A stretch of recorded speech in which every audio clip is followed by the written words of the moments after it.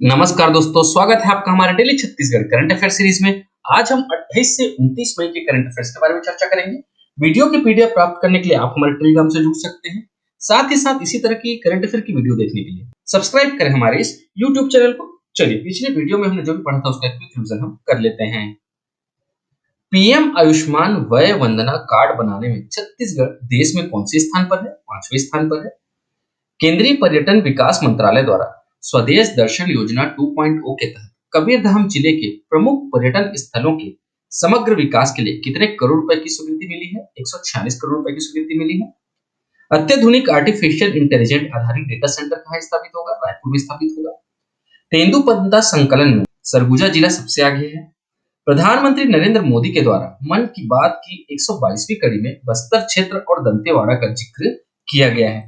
इतना हमने पिछली वीडियो में पढ़ा था। ठीक है, चलिए, पिछले वीडियो का क्विज क्वेश्चन है कि छत्तीसगढ़ का गुरु घासीदास तमोर पिंगला टाइगर रिजर्व देश के कौन से क्रम का टाइगर रिजर्व बना है? तो 56वां टाइगर रिजर्व जो है वो बना है। ठीक है, चलिए हमारे आज के पहले प्रश्न की ओर चलते हैं। हमारा आज का पहला प्रश्न है, भारत का पहला एआई केंद्रित special economic zone says Chhattisgarh के किस जिले में बनेगा? 4 ऑप्शन यहाँ पे दिए गए हैं। इसका सही उत्तर है ऑप्शन बी, रायपुर जिले में बनेगा। चलिए डिटेल में पढ़ते हैं इसके बारे में। भारत का पहला एआई केंद्रित स्पेशल इकोनॉमिक जोन सेज अब छत्तीसगढ़ की राजधानी नवा रायपुर में बनने जा रहा है।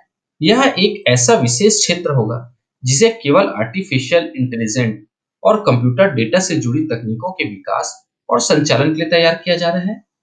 यहाँ अत्याधुनिक कंप्यूटर सिस्टम और सर्वर होंगे जो सोचने जैसी क्षमता वाले एआई सिस्टम को चलाएंगे और दुनिया की बड़ी कंपनियां यहीं से अपने डिजिटल काम करेंगी। सरकार ने इस सेज को टैक्स और अन्य कानूनी छूट दी है ताकि नई तकनीकों को तेजी से विकसित किया जा सके। छत्तीसगढ़ के नवा रायपुर में भारत का पहला एआई आधारित rack bank data centre SEZ बनाया जा रहा है, मतलब सेज बनाया जा रहा है। यह स्पेशल इकोनॉमिक जोन पूरी तरह से कंप्यूटर, इंटरनेट और आर्टिफिशियल इंटेलिजेंस से जुड़ा होगा। इस परियोजना का विकास rack bank data centers private limited कर रही है, जिसमें करीब 1000 करोड़ रुपए का निवेश होगा। यह सेज लगभग 6 एकड़ में विस्तृत होगा और इसमें आधुनिक तकनीक से लैस 1,50,000 वर्ग फीट का डेटा सेंटर तैयार होगा। भविष्य में 4 हाई सिक्योरिटी डेटा सेंटर बनाने की योजना है, जिसकी कुल क्षमता 80 मेगावाट होगी, जो कई राज्यों के डिजिटल नेटवर्क को संभाल सकेंगी। ठीक है दोस्तों, तो ध्यान रखिएगा, भारत का पहला एआई केंद्रित स्पेशल इकोनॉमिक जोन मतलब सेज एसईजेड कहाँ बनेगा? नया रायपुर में बनेगा। ठीक है, हमारा अगला प्रश्न है, छत्तीसगढ़ में कब से कब तक चावल उत्सव आयोजित किया जाएगा? 4 ऑप्शन यहाँ पे दिए गए हैं। इसका सही उत्तर है ऑप्शन बी, 1 जून से 7 जून 2025 तक चावल उत्सव आयोजित किया जाएगा। चलिए डिटेल में पढ़ते हैं। छत्तीसगढ़ में आगामी 1 जून से 7 जून 2025 तक चावल उत्सव आयोजित किया जाएगा। इस उत्सव के दौरान प्रदेश के 81 लाख से अधिक राशन कार्ड धारी परिवारों को जून, जुलाई एवं अगस्त के तीनों माह का चावल एकमुश्त वितरित किया जाएगा। राज्य शासन ने इस उद्देश्य से प्रदेश के 13,928 उचित मूल्य की दुकानों को चावल का आवंटन जारी कर दिया है। सभी दुकानों में चावल का भंडारण कार्य तेजी से जारी है ताकि वितरण में किसी प्रकार की बाधा न आए। हमारा अगला प्रश्न है, हाल ही में वर्ष 2025 के पद्मश्री सम्मान से निम्न में से किसे अलंकृत किया गया है? 4 ऑप्शन यहाँ पे दिए गए हैं। इसका सही उत्तर है ऑप्शन बी, श्री पंडीराम मंडावी को अलंकृत किया गया है या पुरस्कृत किया गया है। चलिए डिटेल पढ़ते हैं। देश की महामहिम राष्ट्रपति श्रीमती द्रौपदी मुर्मू जी द्वारा बस्तर अंचल के नारायणपुर जिले के गढ़ बेंगाल निवासी श्री पंडीराम मंडावी को वर्ष 2025 के पद्मश्री सम्मान से अलंकृत किया गया है। यह सम्मान उन्हें जनजातीय वाद्य यंत्र निर्माण और काष्ठ शिल्प कला के क्षेत्र में उनके अद्भुत और उल्लेखनीय योगदान के लिए प्रदान किया गया है। श्री मंडावी द्वारा पारंपरिक गोंड और मुरिया समाज की सांस्कृतिक धरोहर को सहेजने और आगे बढ़ाने के लिए किए गए प्रयासों ने न केवल बस्तर की कला को राष्ट्रीय मंच दिया, बल्कि आने वाली पीढ़ियों के लिए एक प्रेरणा का स्रोत भी प्रस्तुत किया है। पंडीराम मंडावी 68 साल के हैं पिछले 5 दशकों से बस्तर की सांस्कृतिक धरोहर को न केवल संरक्षित कर रहे हैं बल्कि उसे नई पहचान भी दिला रहे हैं। पंडीराम मंडावी की विशेष पहचान बस्तर बांसुरी से भी है। इस बस्तर बांसुरी को सुलूर कहा जाता है। इसके अलावा उन्होंने लकड़ी के पैनलों के पर उभरे हुए चित्र, मूर्तियां और अन्य शिल्प कृतियों के माध्यम से अपनी कला को वैश्विक स्तर पर पहुंचाया है। ठीक है दोस्तों, तो ध्यान रखिएगा, जो पंडीराम मंडावी जी हैं उन्हें वर्ष 2025 के लिए पद्मश्री सम्मान से पुरस्कृत किया गया है। ये किस जिले से संबंधित है? श्री पंडीराम मंडावी जी जो है छत्तीसगढ़ के नारायणपुर जिले से संबंधित है।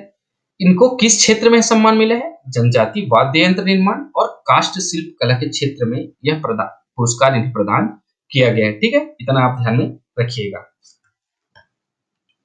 हमारा अगला प्रश्न है, T3 मॉडल के आधार पर वर्ष 2047 तक छत्तीसगढ़ को कितने लाख करोड़ की अर्थव्यवस्था बनाने का लक्ष्य रखा गया है? 4 ऑप्शन यहाँ पे दिए गए हैं। इसका सही उत्तर है ऑप्शन डी, 75 लाख करोड़ की अर्थव्यवस्था बनाने का लक्ष्य रखा गया है। डिटेल में पढ़ते हैं। वर्ष 2047 तक छत्तीसगढ़ को 75 लाख करोड़ की अर्थव्यवस्था बनाने का लक्ष्य रखा गया है। छत्तीसगढ़ में T3 मॉडल को आधार बनाया गया है। T3 अर्थात टेक्नोलॉजी, ट्रांसपेरेंसी और ट्रांसफॉर्मेशन मॉडल। इसके साथ वर्ष 2047 तक छत्तीसगढ़ 75 लाख करोड़ की अर्थव्यवस्था वाला प्रदेश बनाने का लक्ष्य रखा गया है। मुख्यमंत्री श्री विष्णुदेव साय के नेतृत्व में छत्तीसगढ़ अंजोर विजन के साथ राज्य को आगे बढ़ाने का लक्ष्य रखा गया है। हमारा अगला प्रश्न है, हाल ही में चर्चित सोनहनी निम्न में से किस जिले का उत्पाद है? 4 ऑप्शन यहाँ पे दिए गए हैं। इसका सही उत्तर है ऑप्शन सी, कोरिया जिले का उत्पाद है। चलिए डिटेल में पढ़ते हैं। हाल ही में चर्चित सोनहनी छत्तीसगढ़ के कोरिया जिले का शहद उत्पाद है। प्रधानमंत्री श्री नरेंद्र मोदी जी ने अपने मन की बात कार्यक्रम में छत्तीसगढ़ के कोरिया जिले में शहद उत्पादन में क्रांति का प्रतीक बने सोनहनी का उल्लेख किया है। यह जैविक शहद अब जैम पोर्टल के माध्यम से बड़े भौगोलिक क्षेत्र में अपनी पहुंच बना रहा है। तो ध्यान रखिए दोस्तों, सोनहनी कोरिया जिले का शहद उत्पाद है। ध्यान रखिएगा, क्या है? शहद उत्पाद है। ठीक है। हमारा अगला प्रश्न है, हाल ही में छत्तीसगढ़ राज्य के किस स्टेट हाईवे को नेशनल हाईवे का दर्जा दिया गया है? 4 ऑप्शन यहाँ पे दिए गए हैं। इसका सही उत्तर है ऑप्शन ए, कोंडागांव नारायणपुर गढ़चिरौली। चलिए डिटेल में पढ़ते हैं। हाल ही में कोंडागांव नारायणपुर गढ़चिरौली स्टेट हाईवे को नेशनल हाईवे का दर्जा दे दिया गया है। यह सड़क अब नेशनल हाईवे नंबर 30D कहलाएगी। केंद्र सरकार ने इस प्रोजेक्ट को फॉरेस्ट क्लियरेंस देते हुए नेशनल हाईवे का दर्जा भी दे दिया है। यह नेशनल हाईवे 112.5 किलोमीटर की होगी, जिसकी लागत 973 करोड़ रुपए है। यह प्रदेश की पहली सड़क है जिसे DPR के लिए ड्रोन से सर्वे किया गया। यह सड़क अबूझमाड़ के ऐसे इलाकों से गुजरने वाली है जहां पर जमीनी सर्वे आसान नहीं था, इसलिए ड्रोन के जरिए सर्वे यहाँ पर किया गया है।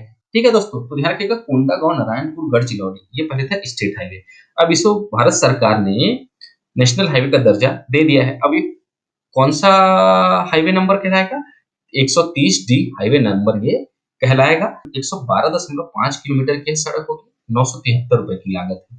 ठीक है दोस्तों, आज के लिए आपका प्रश्न है कि छत्तीसगढ़ में एग्री स्टेक परियोजना निम्न में से किससे संबंधित है? 4 ऑप्शन यहाँ पे दिए गए हैं। इसका सही उत्तर आप हमें हमारे कमेंट बॉक्स में जरूर बताएं।